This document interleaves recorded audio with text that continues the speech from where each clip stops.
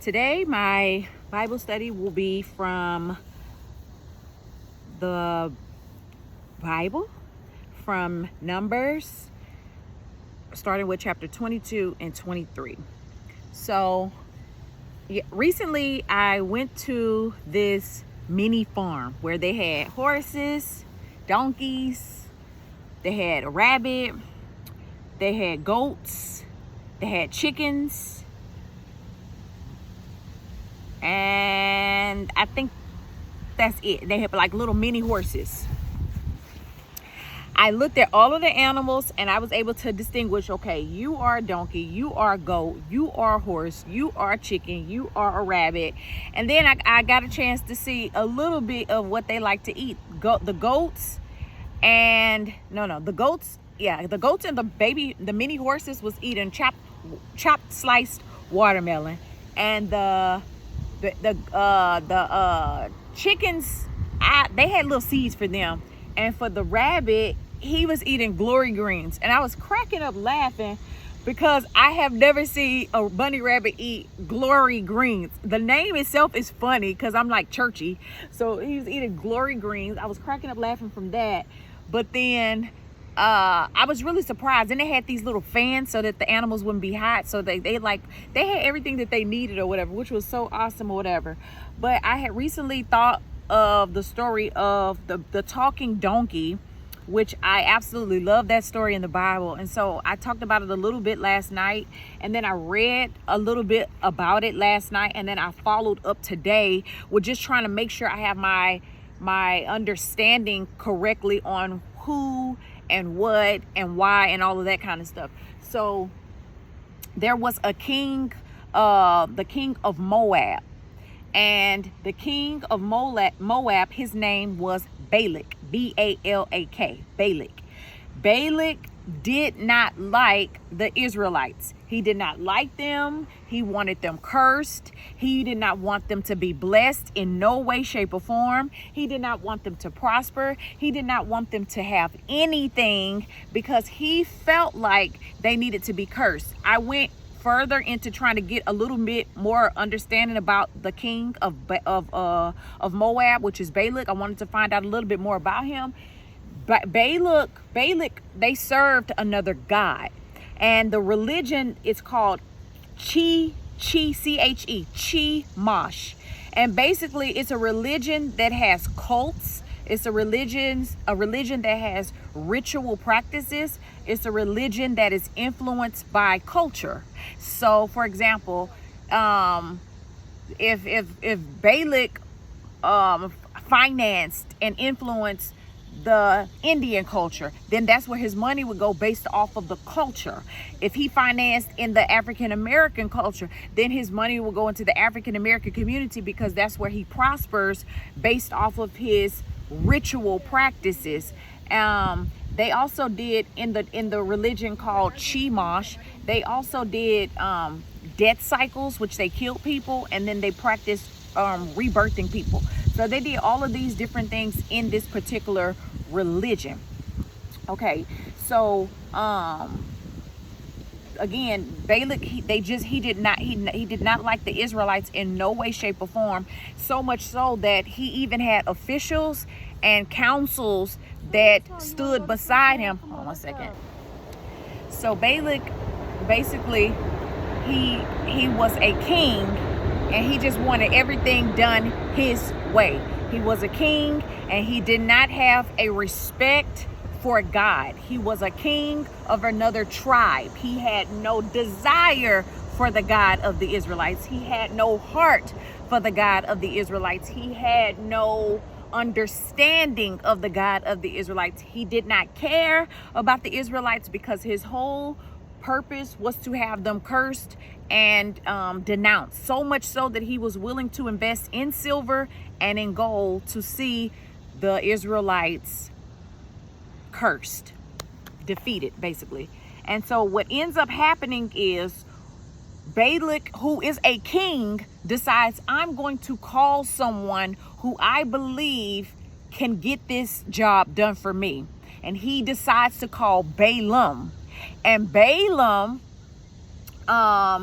decides, okay, I'm going to go and meet up with this king of Moab, and he gets on his donkey. Now, mind you, the servants of Balaam were also on donkeys. So these three guys were on these donkeys. Everybody had their donkey, but Balaam's donkey was the donkey that saw an angel in the middle of the road.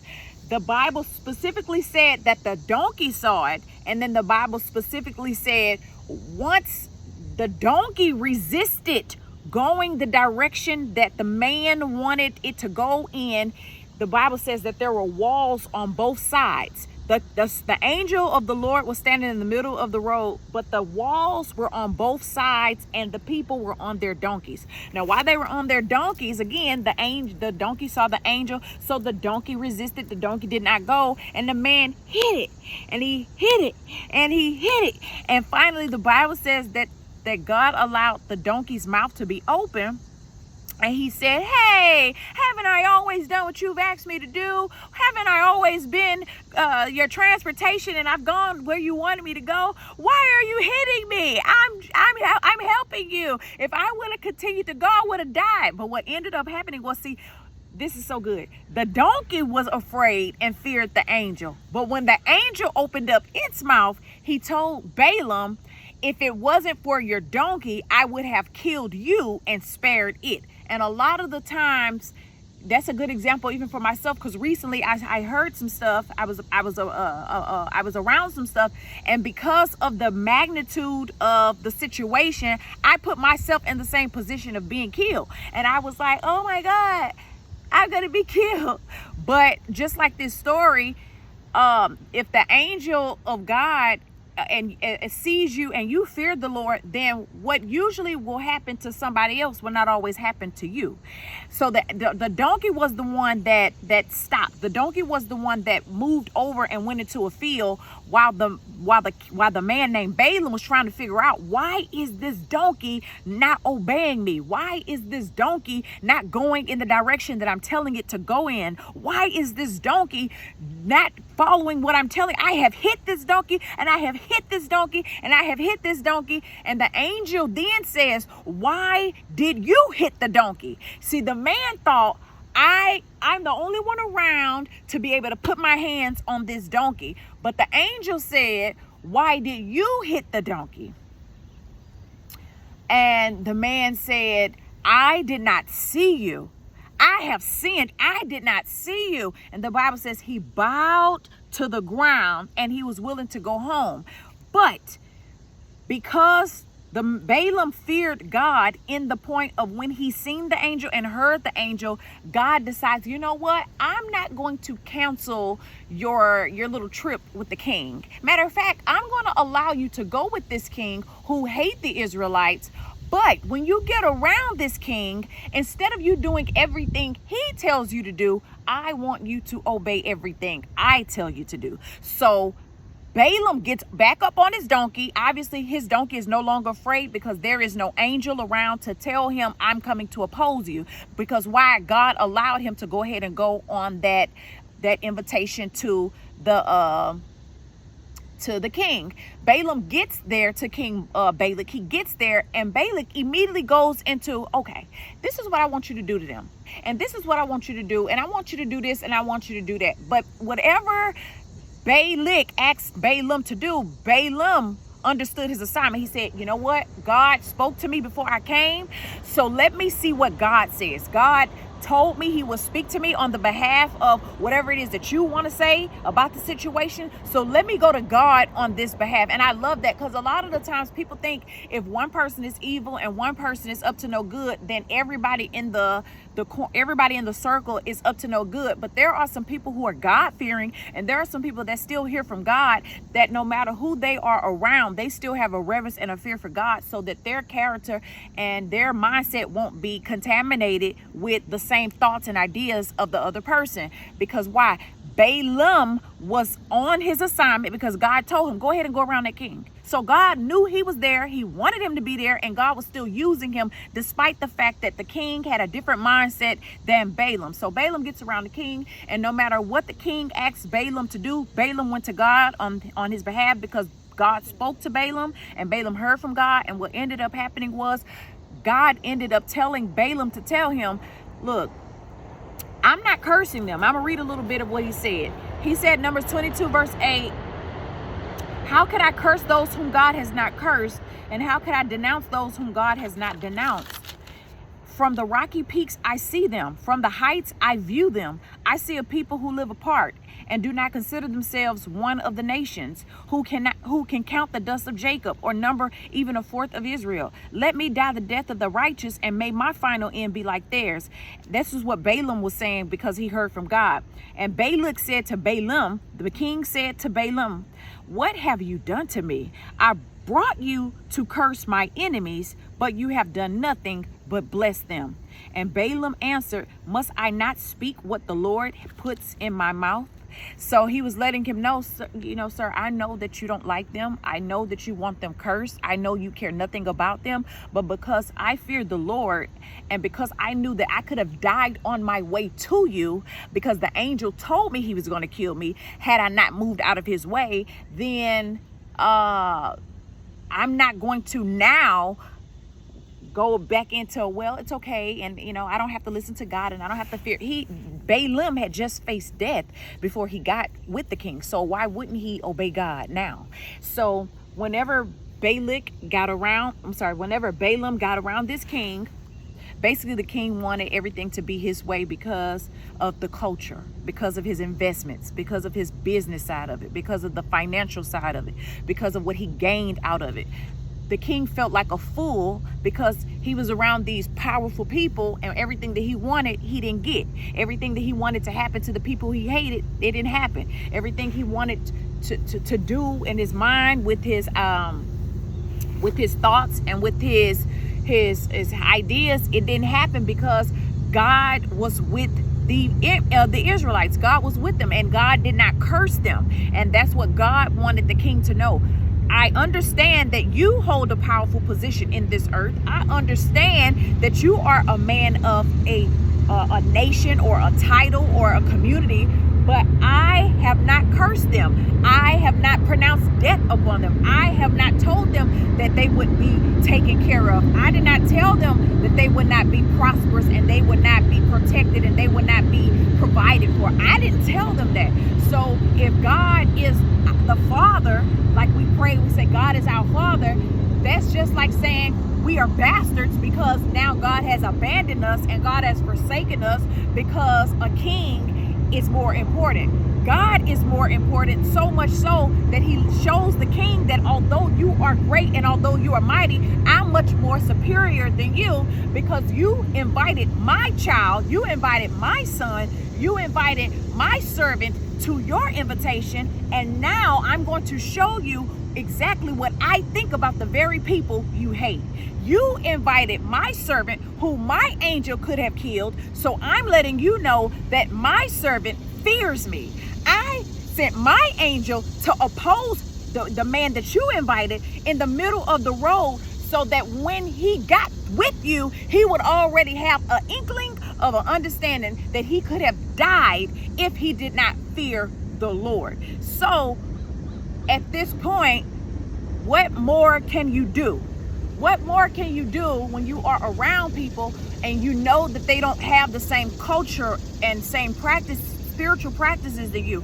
What more can you do when you are living in a world and living on a planet and living on the earth with rulers and kings and superiors, and now you have resignated in your mind, you have fully accepted in your mind that there are some people who just don't like you. There are some people who hate the God that you serve. There are some people who do not even respect the God that you serve. There are some people that hate the God that you serve because it gives them the disadvantage to do what they want to do with you, with your children, with your spouse, with your community, with your people. It makes them angry and upset because when God says, I'm protecting them and I love them and I did not curse them, what more can you do? What more could Balak have done when he kept trying to offer silver and gold to this man as a sacrifice on behalf of what he wanted to happen, and it did not happen? What more can you do? And so this kind of story can like upset you a little bit, because now we understand that life isn't fair, circumstances isn't fair, situations isn't fair, that there are some people that you will do absolutely nothing to, but they hate you because you love God. They hate you because of your belief. They hate you because of the doctrine that you believe in. They hate you because of the God that you serve. And you didn't do anything to them. You didn't say anything bad about them. You didn't lie on them. You didn't deceive them. You didn't manipulate them. You didn't extort them. You didn't blackmail them. You did nothing. They just don't like you because it makes their agenda not happen. Balak did not like the Israelites. And there was no reason for him to hate them other than the fact that they were at odds against their gods. It was God versus Chemosh, Chemosh. It was their God versus our God. And the whole funny thing about it is, I'm reading the story, the whole time Balak is the one talking. Balak is the one standing on what he believed with his God and his rituals and his culturistic practices and stuff. But his God was silent. His God was never defending him. Chemosh was never there saying, you know what? You might not want to talk to my king like that. You know what? Chemosh was never there defending his own king, which lets you know that there are people who serve other gods. And when it's all said and done for the battle, when it's all said and done for that war, when it's all said and done for that fight, at the end of the day, the only people that's going to be standing in that field is your God versus that king. Because Chemosh was not there. Chemosh was silent. It was only the king and God talking. So now we understand when people on the earth serve other gods other than your God, which now we accept and fully understand, people serve other gods. And we have to be accepting of that. We have to understand it, and we have to understand it well, that there are people who do not serve and love and trust and worship the same God as other people, like the Israelites. It's just not. And they serve other gods because it benefits them to serve other gods for the culture and for the practices and for the rituals and for all of the stuff that they do with their God. But when it was all said and done, and every time Balak told Balaam to go talk to the Lord, God had nothing to say to his God. God was only coming to him. And he only told him, I'm not cursing them. I'm not denouncing them. I'm not failing them. I'm not quitting them. I'm not giving up on them. I'm not opposing them. I am not at odds against them. I do not hate them. So now in this particular story, we understand this was about a king who was selfish. He did not love the people. He did not want the people. He did not desire the people because it got in the way of his own practices. So much so that other officials stood in agreement with what he was doing. So now we can't just look at kings being by themselves when it comes to the things that they do. It's other powerful people that agree with them to do what they do. They're not alone. But in this particular situation, Balak came to a point where he realized he couldn't do it on his own and his own strength and his own power, even with his own God, that it took another man to talk to his God to see if the things that he was trying to do could happen, and it didn't happen. Because God was saying, I did not curse the Israelites. I did not curse them, and I don't hate them, and I'm not doing what you want me to do to them. So it's so interesting because last night I shook the hands of these two, well, not two guys, it was one guy. They was black and white. One guy was black sitting at the table, and the other guy was white. But the guy that came up to me to shake my hand, he was black. He shook my hand. Hey, I just want to know if you want to come and have some drinks. And I'm just like, no, thank you. No, thank you. But I I just continued to sing my gospel songs because I went out there. I wanted to sing my gospel songs.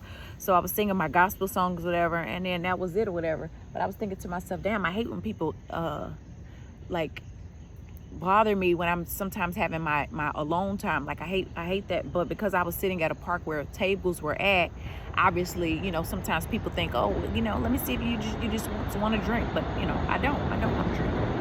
And from there, through when I went to bed, it ended up being interesting enough, something else, which I got a chance to see Viola Davis, which is an actress. And when I saw her, this is I'm not trying to put too much into it, but this is what I was thinking. I was like, man, wow, God is smart. And I know that all of this has been a lot. It's been a lot of hell, a lot of drama, a lot of sleepless nights, a lot of tears, a lot of fighting, a lot of anger, a lot of animosity, a lot of resentment. And it's been a lot throughout this entire thing, because I know I voted for Barack Obama in 2009, but I was a young lady and I did not understand politics and I did not understand government and I did not know the way things worked. I just knew that I had just had my second son and I knew that I was just trying to vote and be a part of being a difference maker, because everybody was like, we've never had a black president before. And so when I saw her, I was with her and I was around all of these people. It was not a lot of people, but it was people. And I was around all of these people, and I was there and I was like, okay, talk in this voice. And I was like, talk in this voice. And then, okay, and talk in this voice. Tell me how you met him in this voice. And tell me how you met him in that voice. And tell me how you met him in that voice. And it was weird. I was like, what? Tell you what? I was looking at myself, looking at myself in the situation. And I was just like, this is crazy. But I felt like at that moment that even when I was talking with her and she had met him, the whole thing was not real. So like, I was just like, sometimes you meet people and you talk to people and you get to know people. I'm not saying that every situation, every time you talk to people is not an authentic friendship or a relationship. I'm saying in this particular situation, when I was asking her to talk to me in different voices on how she met him, it was like it was never real when she met him. It was more like a job instead of an actual I like you, if that makes sense. And but all things work together. All things work together for the good, because I mean, obviously you can't have it no other way. Everything happened the way it happened and stuff, and it was a lot. Lord have mercy, it was a lot. But at the end of the day, that's what I saw when I saw her. She was like, I was like, tell me how you met him in this voice. Tell me how you met him in this voice. And then after that, I got a chance to see my childhood best friend. And she was talking, and she was just saying how she was getting ready to get married. But I feel like she died. I feel like she was replaced. That's just my opinion. But I feel like she was replaced or whatever, because of certain things on what I saw. But I feel like she was replaced. But at the end of the day, when I met her this time, when I was with her this time, I was around her this time, she was not the same person that I knew when I was a kid. She wasn't the same person, and she was not my friend anymore. And when she started talking about her wedding, because she's getting married next August, when she started talking about her wedding, it was more so like, I'm just telling you, but you're not invited.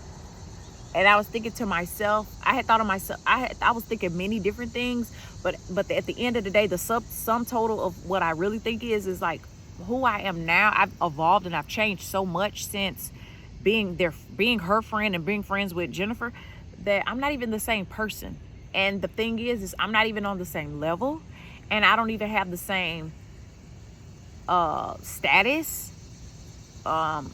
in the earth anymore. So like, it didn't hurt, but it was more so weird because I'm the same person. Like on the outside I look the same, but mentally, physically, and emotionally and spiritually I've changed so much, so I'm not the same person. So I'm okay with not going to her wedding. I'm absolutely okay.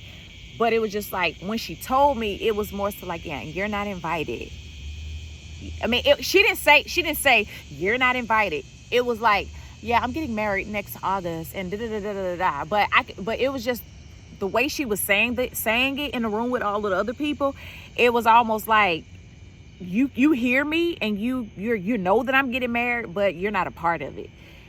And I didn't say nothing. I was just thinking, but I think to myself after I saw her and all that, I was just thinking, I don't care. I mean, I look at pictures sometimes of people and videos and stuff, but I mean, I don't care. But because I was there and I had a chance to hear her, of course, I'm going to feel some type of way because I was there. If I wasn't there, I wouldn't know about it. But because I was there, I was just like, oh, okay, she getting married next year. She getting married again next year or whatever. So yeah, so that was that or whatever. Those are the only two things, whatever. But,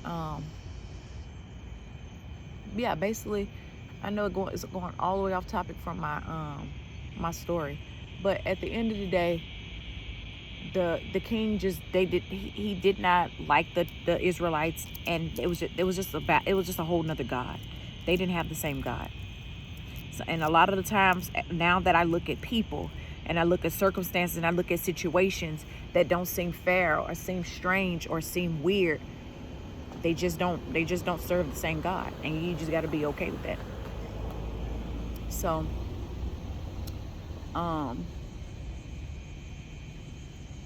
and sometimes it's sad, and and it's okay, but we live on a real earth where situations happen, and we live in a real earth where there are superior people. And if it wasn't for Balaam in this particular situation, I don't know what would have happened with the Israelites, honestly. But because Balaam spoke to God, then that makes the situation a whole lot different. So yeah, makes the situation a whole lot different. That's crazy though, all because of Chemosh. That is crazy. So now when you look at videos of wars and people dying and people starving and people hungry and people abandoned and all this other stuff, is about belief, and it is about the oaths and the covenants and history and all of that stuff, which lets you know about it all. That's crazy though. That is crazy. So what I meant to say that I forgot, those cars just reminded me. So when I see Viola Davis, and so she's in the room with all of these other people, and then I'm telling her, talk this way, talk this way, talk this way. Tell me how you met Obama this way. Tell me how you met Obama this way. And after that, she's in the room with all these people, and she says, because they're trying to get rid of all of the sisters. They're trying to kill off all the sisters. And I was like, how somebody say something, you're like, what? So then I was just like, they're trying to kill off all the sisters. But when I said it, because I was in this room and I saw all of these people, I was like, they're gonna try to kill me. I was like, they're gonna try to kill me. Because I said, they're trying to kill off all the sisters. But I was only saying that because of how she said it. And so this stuff is crazy. But it's crazy even more on what came from the story of the man on the donkey.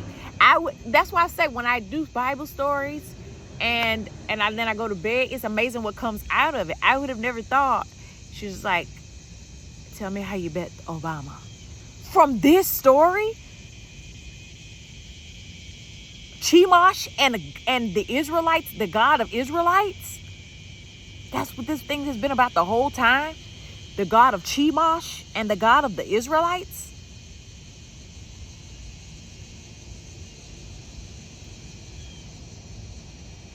A man a king who invited another man on a mission to a situation, and then God made the donkey speak after the donkey suffered being beaten. Because the man thought that the donkey was less than because he was just a transportation, not realizing that the donkey was significant and important to God, because God created the animals, but God also created the humans. So much so that the God of the animals, the God of the humans, is also the God of the angels. And when the angels saw the God that created the humans hit the God that created the donkey, the angel spoke on behalf of the donkey, even though the donkey spoke for himself. So it was not like the donkey was never saying anything, because sometimes think, oh, why you gotta call other people to help you out? No, it was because the angel saw what happened. That's why the angel took up for the donkey. And then the man, realizing he could have died, said, I've sinned. I've sinned. He didn't say don't kill me. He just said, I sinned. Let me go home. I sinned. That's crazy. And I know I have seen many videos of animals doing things, and I've said, how in the hell does this animal do that? I have seen dogs, I have seen cats, I have seen birds, I have seen snakes regurgitate stuff, I have seen turtles making love, I have seen horses, I have seen goats trying to climb the gate, I've seen a lot. I've seen rabbits running and coming back to you, wanting you to give it some lettuce and some tomatoes. I've seen a bird try to get a high five with some other humans that was giving each other high fives like this.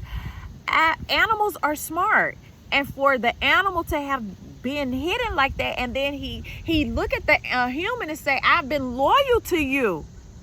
Why did you do that? And the fact of the matter is, everything that looks like it's all that we see is not all that we see, because why? The donkey was the one that saw the angel. The man never saw the angel until God opened up his eyes to let us know that judging people saying, oh, you're blind, don't you wish you could see something, or oh, I'm so sad that you have never experienced sight before.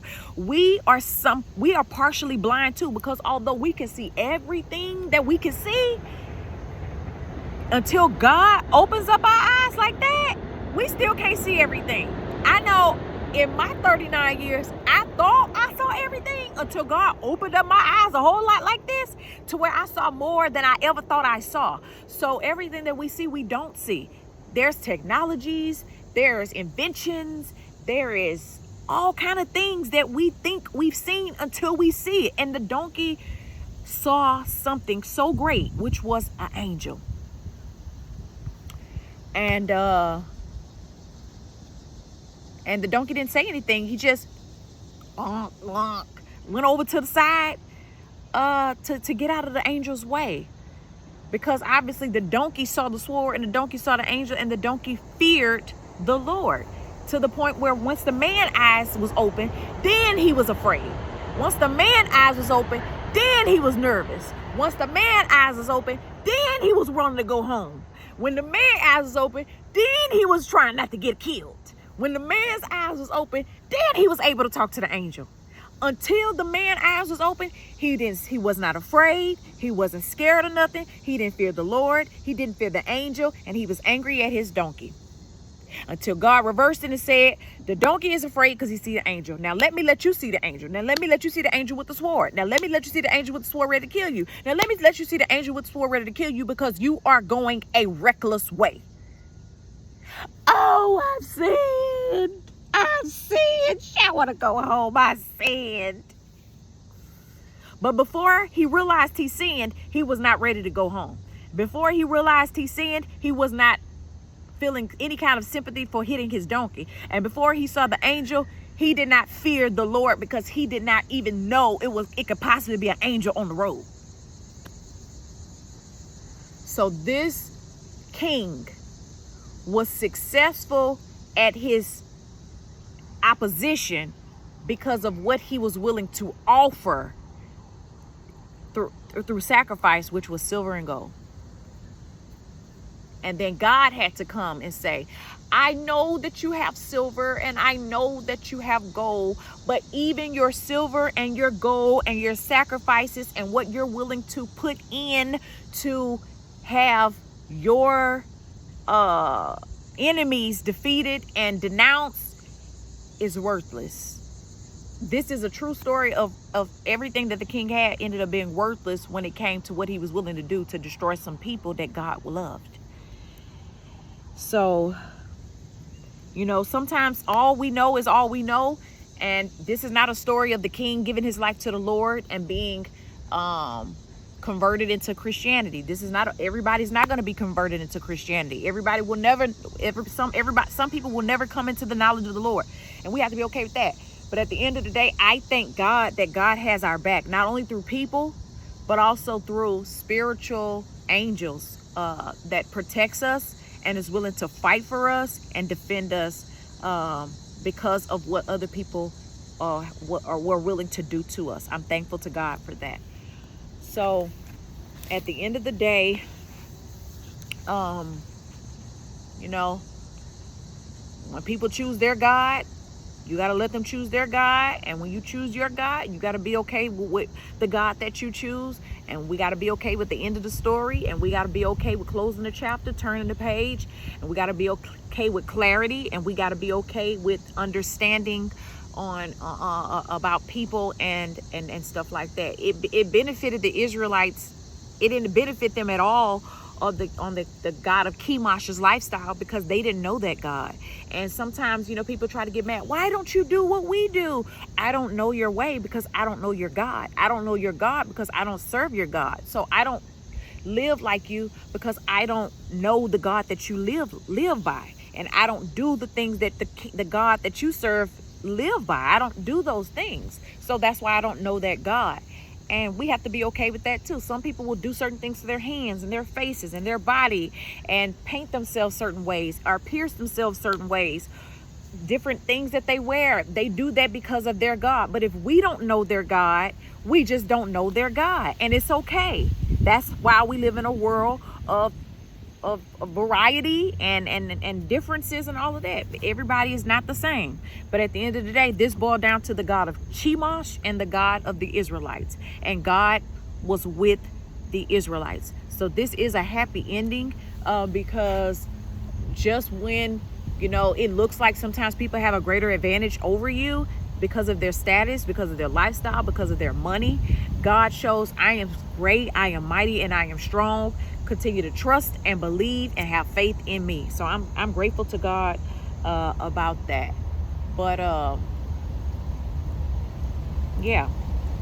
So I never would have thought that dream would come from this Bible story. Tell me how you met the Obamas. Wow. But God is real. So that's all I want to say for today. I'm going to try to take some pictures since this is a beautiful day and a beautiful park. And that's it. Peace.